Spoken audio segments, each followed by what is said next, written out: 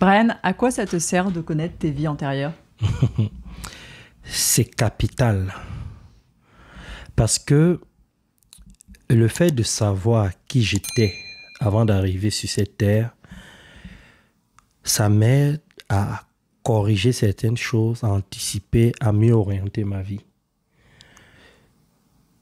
Quand je sais qui j'étais, quand je vis certaines situations qui ne me conviennent pas, je me dis, bon Brian, dans ta vie antérieure, tu es passé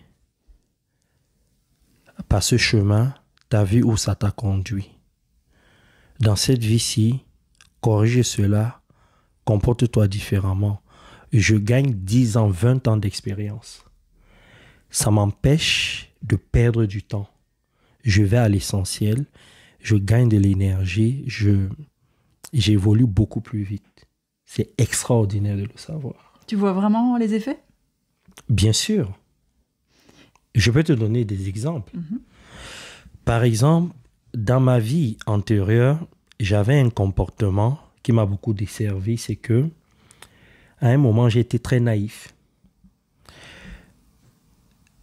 Quand quelqu'un était vraiment manipulateur, même s'il n'était pas un très bon manipulateur, il suffisait qu'il soit gentil avec moi, qu'il partage de beaux moments avec moi et je me disais que c'est mon ami. Et ça m'a beaucoup desservi dans ma vie passée. Et quand je suis arrivé dans cette vie, étant donné que je suis mort sans avoir réglé ça, je ne comprenais pas pourquoi j'attirais des hypocrites dans ma vie. J'ai mis du temps à comprendre ça. Et ce sont des gens autour de moi qui me disaient « Mais Brian, t'es aveugle ou quoi? Tu ne vois pas que telle personne est hypocrite ?» Et moi, je ne voyais pas. Parce que je n'avais pas réglé ça dans ma vie antérieure. Et même quand on me l'a dit, j'ai mis du temps à régler ce problème. Alors aujourd'hui, je vois les hypocrites à 2 jours d'ici. Je sais quand quelqu'un est hypocrite, même quand il fait semblant. Voilà. Et comment tu fais pour te souvenir de tes vies antérieures? Alors, je continue à dire que je vais faire une conférence sur comment se connecter à son âme, parce que c'est ça la base. Nous les hommes, on a un problème, c'est que quand on veut avoir des vraies réponses, on va aller chercher dans les livres, on veut qu'on nous conseille. C'est déjà bien, hein? Mais il faut aller beaucoup plus loin. C'est quand tu veux les vraies réponses qu'il faut te connecter à ton âme. Quand tu te connectes à ton âme te montre, te dit beaucoup de choses. Et c'est par là que tout commence. Parce que ton âme va te parler en direct, ton âme va te dire, c'est-à-dire quand tu vas entendre ton âme, tu sauras que ces paroles, ces conseils, ces images ne viennent pas de toi. Tu sauras que tu es en train de vivre quelque chose d'exceptionnel, un moment extraordinaire. Tu es là physiquement, tu parles avec la personne, tu vois ce qui se passe, mais tu es ailleurs. C'est comme un grand maître disait, je suis dans votre monde, mais je ne fais pas partie de votre monde. C'est-à-dire, tu es avec eux, mais tu es ailleurs. On ne peut pas expliquer ça.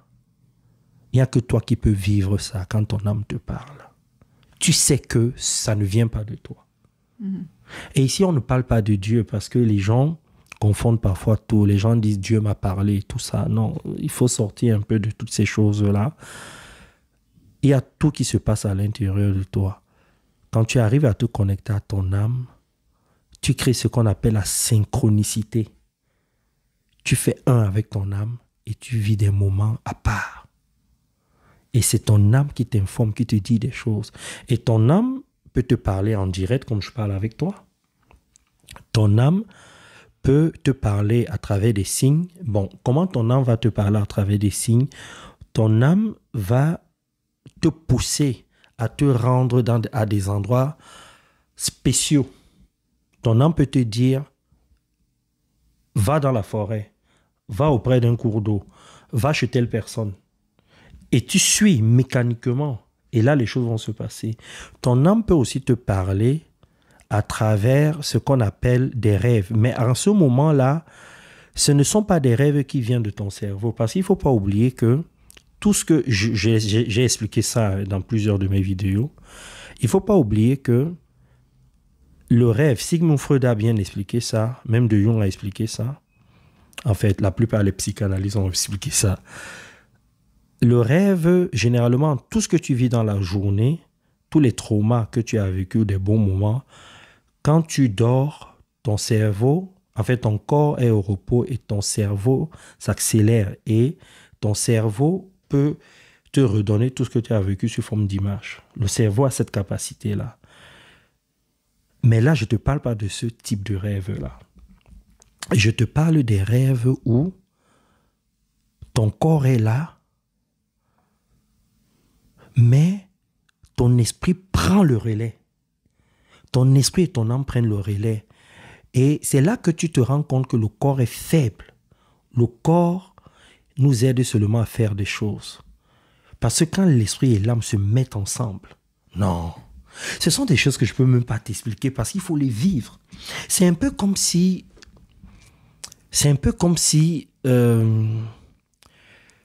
tu vis un moment de joie. Si on demande à quelqu'un qui est en face de toi d'expliquer cela, la personne ne pourra pas. Il n'y a que toi qui sais ce que tu vis. Et on peut te voir danser, on peut te voir sauter, on va se dire peut-être même que tu es folle. Mais en fait, tu es dans un autre état. C'est la même chose. Alors, j'entends ce que tu dis et je mettrai une petite vigilance parce que je trouve que quand on est seul, c'est-à-dire quand on n'a pas quelqu'un, un coach spirituel par exemple, qui nous accompagne, on peut avoir l'impression d'être en dialogue avec son âme, l'impression de voir nos vies antérieures, l'impression de voir des choses, de faire des rêves, etc. Et être complètement à côté de la plaque. Je le dis pour plusieurs raisons. Moi, je l'ai vécu, je me souviens d'échanges qu'on a eu ensemble sur des choses que j'avais ressenties. Enfin, voilà. Et où si on n'a pas quelqu'un, en fait, avec qui dialoguer, qui nous renvoie, bah, ça ne nous sert à rien.